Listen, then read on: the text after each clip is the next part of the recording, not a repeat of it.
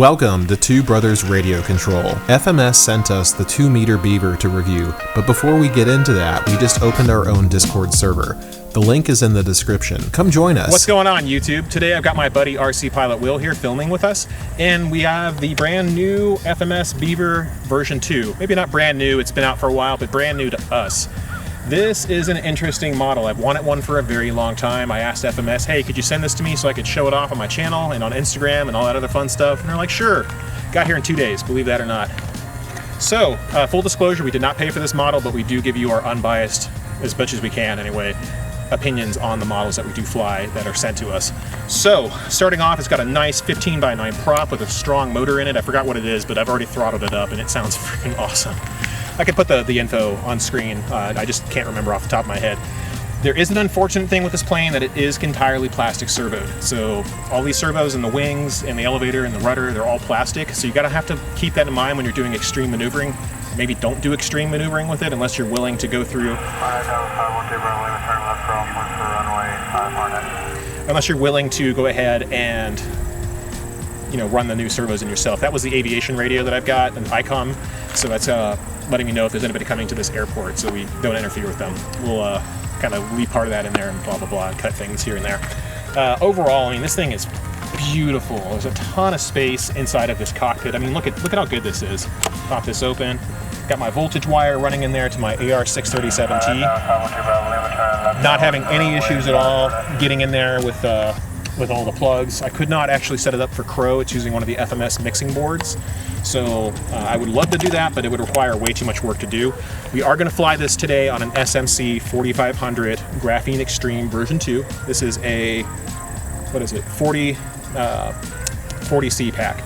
So these are actually really good, some of the best batteries that I ever have. Like, I love these. Danny is coming out with some new high voltage packs that I'm working with him on to improve their capacity and get the weight down, and on top of that, make a couple of different variants. In the 4000 class, we're going to see more of those batteries in high voltage as well.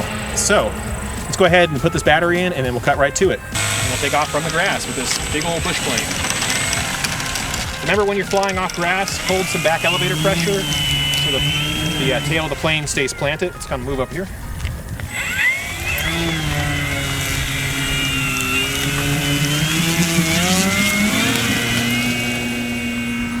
Very graceful.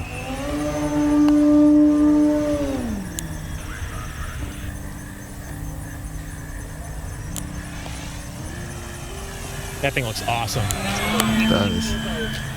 Use some rudder to kick it around. That is really agile. Let's take it up and make it do a tumble while we're here on our maiden flight. Not really a tumble, kind of a weird spin. I've maxed out all the throws. We're using 150% rates. But man, this thing feels great. I don't think the wing loading is very heavy at all. I mean, it flies so nice. A little bit of turbulence jostling it. I'm literally hands off the sticks right now, as you can see here. It's getting jostled by some of the wind. Let's go ahead and, yeah, wind gust definitely picked up. Let's bring her back. Let's go full speed in front of us. It's no slouch for power. I'd say it's about a 90-mile-an-hour top speed. To be expected when you got a big draggy airframe like this.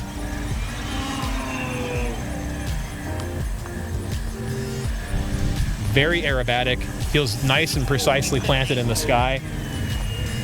We'll go over the forward programming for the AS3X gyro that I'm using in it. It's not doing much, it's just there to kind of help counter turbulence.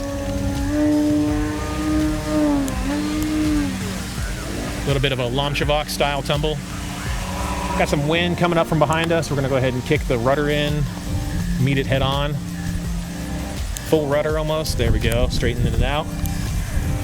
Look at it go. I want to hover right now, but we're going to wait for a few before we try doing that because I don't want this giant saw blade coming right back at my face. And I'm sure Will would appreciate that too, right, buddy? Hell yeah. So let's go ahead and pop it into a hover right here. We'll go nice and high. It does hover. It tried to exit. It's getting pushed around too much by the wind right now. There's put a gust. Knife edge, see how it handles that? Almost rock solid. Look at that.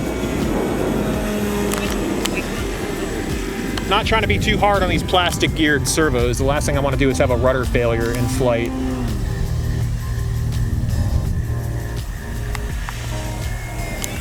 go up and do the, let's push the nose over and then drop full flaps and hold right rudder or left rudder or whatever direction.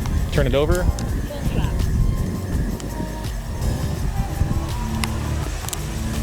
Wow, that's got a nice descent slope to it. Yeah, it's nice and graceful there. Let's do it. We'll do it again in a few, actually. Yeah, it's funny when I fly, man. The wind always comes out.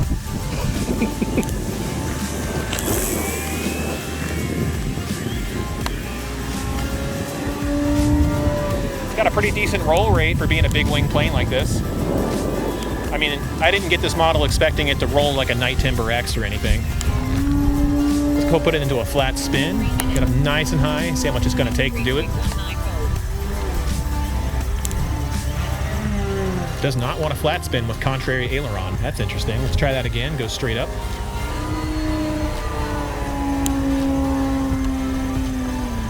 Let's go use aileron to get it into the spin. Oh, we're super nose heavy. Had a hard time getting it out of that for a moment. Definitely need to get this center of gravity balanced further back, but I don't know if that's going to be possible the way this plane is set up. 23.21 volts. There is unfortunately only so many places you can put a battery. Let's put it into a quick snap roll at a lower speed. Cool. Does that pretty well. It did. Flaps coming in. Whoa! So when you drop flaps, these big wing planes, or just any plane really, tends to get caught by random gusts of wind that I tend to call wind shear out here. A random gust directional change. We had straight winds for a second, but now it's coming from our left rather than from straight on where the plane is currently flying. So like you can even see it getting jostled right now, but it's cutting through the wind more than it would be if it had flaps out. It would be getting affected more by that wind with flaps. So it's one of the reasons why I usually recommend that you don't land with flaps when it's on a really gusty, windy day like this.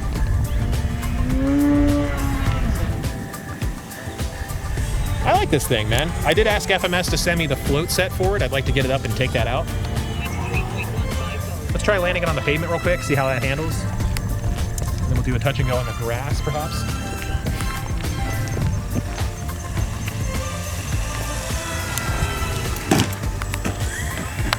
Definitely bounces a whole lot. You guys may have seen other content from other channels where they mentioned that this thing does bounce quite a bit. Some of that can be technique. You can improve your technique, but there's only so much you can do when there's a stiff suspension with stiff wheels. And that's what this model has. So definitely I'd say if you're going to be flying this thing, maybe try to fly it off grass. I think honestly, it's better suited for it anyway. It's a bush plane. It is a bush plane. If you get it just right. One wheel. Nice. Yeah. I could be doing a better job of controlling that, but it was actually halfway decent. It's not easy to do. I mean, one wheel stuff is not horribly hard, but it does take some work. In this kind of wind, with it being almost a straight crosswind right now, it's a little bit more challenging. Yeah, that's what I was getting ready to say. Dealing with a straight crosswind. Let's try it on pavement. I'm going to just drop it into a 3-point on this one. Keeping that tail planted. You see that elevator input that I gave it? Okay, take it right back up. Keep that tail planted so it starts to fly, then lift it up and it won't flip over. 23.06 volts. That was nice how you did that in front of that cloud. Thank you. Haven't tried inverted performance yet. We're having to push the stick up quite a bit to keep it going up level, but it's not too bad. It's an interesting airframe for sure. I was hoping I could have got it more neutrally balanced or with the battery further back, but maybe it needs a lighter battery than a 4500 SMC pack. I love how it turns with rudder. When you keep those turns coordinated like this, keep that nose pointed out into the turn, it's really agile like this. I could probably fly this in my cul-de-sac, I think. Just use snap flaps, flip it over. I don't think the snap flaps are actually working. I may not have set them up. That's why it didn't flip over itself so easily. Here comes the wind again. Let's use that to our advantage. Bring her in real quick. We'll talk about it some more, maybe do some more aerobatics with it later. In the meantime, we're going to drop the flaps, get lined up, see if we can drop it into a 3-point on the pavement.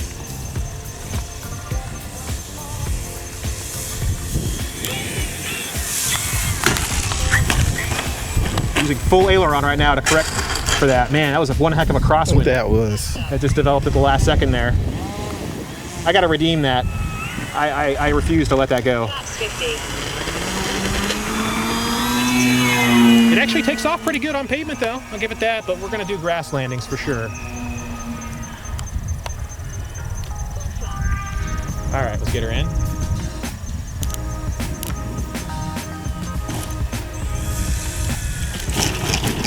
Little rough on that first drop. Let's go walk over to it, take a look at it. Yeah, it scraped up the aileron a little bit. I'll hit it with some foam filler. Let me pick it up. Throttle ped is on so we don't catch ourselves here.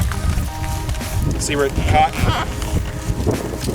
It's an easy fix, some foam filler. I can get in there and fix it up real good, no problem. You can see the gyro kind of working too. Not a whole lot to it, just really there to kind of keep it stable. That's about it. It's got big ironing boards for wings, but it does have a tendency to be a little bit more difficult to control in these winds that we're flying in right now. So, you know, I like it though. You know, I've flown timbers and stuff. It doesn't feel much different than flying a timber with a slightly less good roll rate. I don't like the aileron design very much so far. Like if we look at it up close here, you'll see like you can't really get full rates without kind of binding it into the wing pocket. But I do like the overall hinge quality. Like the flaps and ailerons are actually hinged. Those are slotted flaps. Really nice looking. The rudder and the elevator, however, are foam hinged. They're totally foam hinged. So there's not really, you know, once they start to fail, you have to hit them with some kind of hinge of some kind, like a pinned hinge that we like to use. Other than that, though, it's a lot of fun to fly. We'll wait and bring it out later when the winds kind of subside, and then try to do some hovering and 3D stuff with it.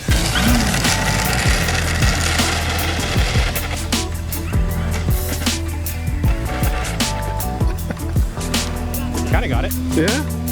The Beaver will hover, but we found that it'll most likely perform best if you perform some surgery and remove foam in the cockpit to let the battery slide further back to get a more neutrally balanced aircraft that doesn't want to flop out of the hover. You can still hover it even if it is nose heavy. It just requires a bit more coordination on the sticks to keep it stable.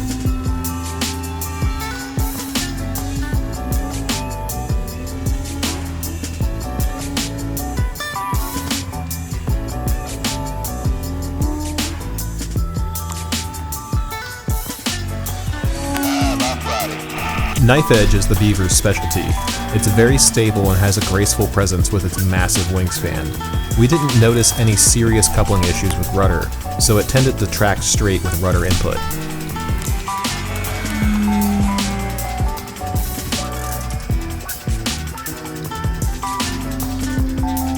The Beaver has something for everyone, even people who like the stick smash with some power. If stick smashing isn't your thing, that's okay. It's capable of precision aerobatics too, like one-wheel landings. Look at you. Did you get that? Yes, I did. Sweet. I didn't even intend for that, it just kind of came out. Pavement handling is not the best, so we'll definitely agree with other reviewers and say that this should be considered a grass-only aircraft if you want to avoid swirly landings.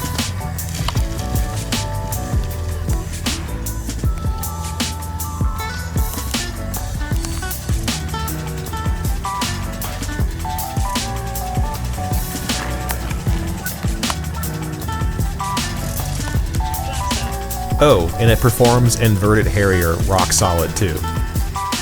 Countering the wing drop with some rudder. Here we go. We're going to go to our right.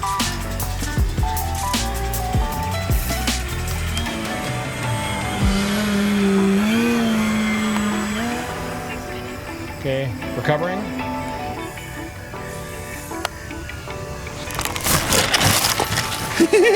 You okay, buddy? A little too close for comfort, huh? Your eyes went as big as dinner plates. My man's out here like, you all right? Yeah. I'm gonna tell you guys straight up, this thing is beautiful to fly. In terms of flight characteristics, it's very docile. It does have a bit of adverse yaw, meaning when you go to roll, it does want to swing the nose opposite the direction of the roll. So when you want to coordinate a turn, you're gonna have to keep some rudder input. So when you go to turn left, you need to put in some left rudder to get the nose to turn with the plane to get it to work correctly the way it should. Same with the other direction too. Like we were go up right now, I could show you the same thing. If you just roll alone with no rudder, you're going to end up with adverse yaw. So the nose is always going to swing out to the opposite direction of the roll. That is something to be concerned with. Aside from that, it isn't terribly heavy if you can throw in some lighter weight packs. The SMC 4000s, I mean, if you can get your hands on those, are pretty good. The Spectrum 4000 pack that I just put into it, it's pretty good too. Aside from that though, it's heavy and it flies heavy, and there isn't really a whole lot you can do with it. The hovers are not the best in the world. I've had better hovering planes. It does tend to want to sit there when you hover it, but it does also kind of want to drop out of it because it's nose heavy by default. There's not a whole lot you can do about it. Even with these lighter weight Spectrum packs that I've got in here, I didn't put them in there for the performance, I put them in there for the weight.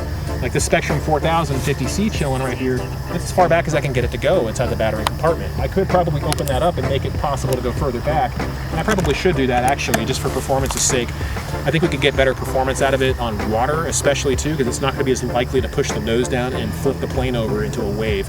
So my overall impressions, I like it, but at the same time I know that it's not really intended for the flight that I'm trying to do with it. So it takes a little bit more work to get that out of it.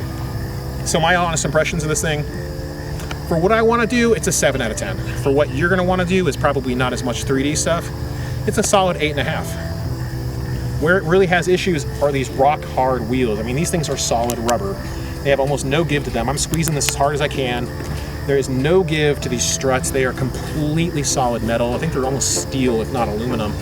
It's part of the extra weight this plane has carrying is this strut here up front. It's well built, and you saw it take some impacts, but you also notice that it's very, very heavy and it has no give. So flying it off pavement, unless you're going to drop it into a 3-point every single time, don't even bother. It's super squirrely on a 2-point for landings. For takeoffs, not so bad, but otherwise it's definitely a grass plane for sure. So hope you guys appreciate the info. Let us know what you think, and we'll see you guys again out there.